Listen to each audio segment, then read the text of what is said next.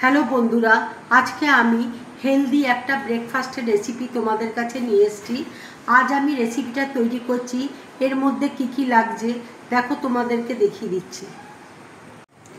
এখানে দেখো, বিটকে আমি গ্রেট করে নিয়েছি, গাজরকে দেখো গ্রেট করে নিয়েছি, পেঁয়াজ কুচি রয়েছে, এখানে দেখো সুজি রয়েছে এতটা পরিমাণ, দেখো এখানে চালের আটা রয়েছে, এখানে দই রয়েছে, এখানে নুন আছে, চিলি ফ্লেক্স আছে, কাঁচা লঙ্কা কুচি আছে।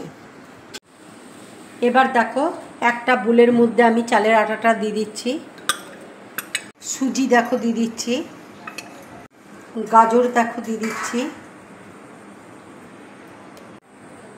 বিট দেখো দিয়ে দিচ্ছি, পেঁয়াজ কুচি দেখো দিয়ে দিচ্ছি, লঙ্কা কুচি দেখো দিয়ে দিচ্ছি, চিলি ফ্লেক্স দেখো দিয়ে দিচ্ছি, আন্দাজ মতো দেখো নুন দিয়ে দিচ্ছি। এবার দেখো দই দিয়ে দিচ্ছি।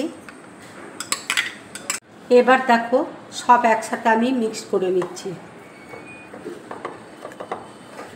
এবার আমি অল্প অল্প জল দিয়ে দেখো ব্যাটারটা তৈরি করে নেব। ব্যাটারটা দেখো তৈরি হয়ে গেছে। এবার আমি 5 মিনিটের জন্য ঢাকা দিয়ে রেখে দেব। 5 মিনিট দেখো হয়ে গেছে। ব্যাটারটা দেখো ঠিক এরকম ধরনের হবে। এবার দেখো ফ্রাই প্যানে আমি তেল দিয়ে দিচ্ছি।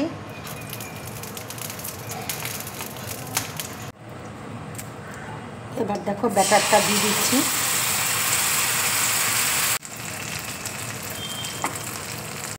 এবার দেখো আরেকটা দিক আমি উল্টে দিচ্ছি।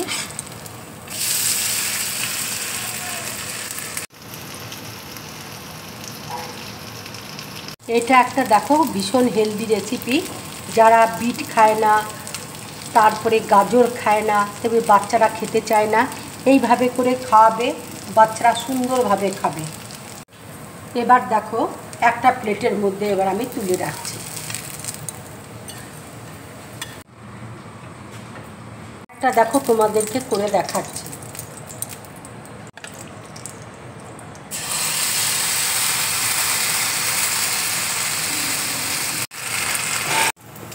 একদিকটা দেখো ভাজা হয়ে গেছে।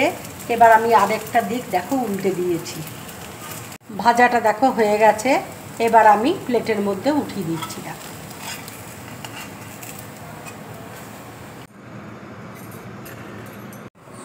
ব্রেকফাস্টের রেসিপি দেখো আমার পুরোপুরি রেডি। এখানে দেখো টমেটো সস দিয়েছি, বাদাম আর নারকেলের চাটনি দিয়েছি।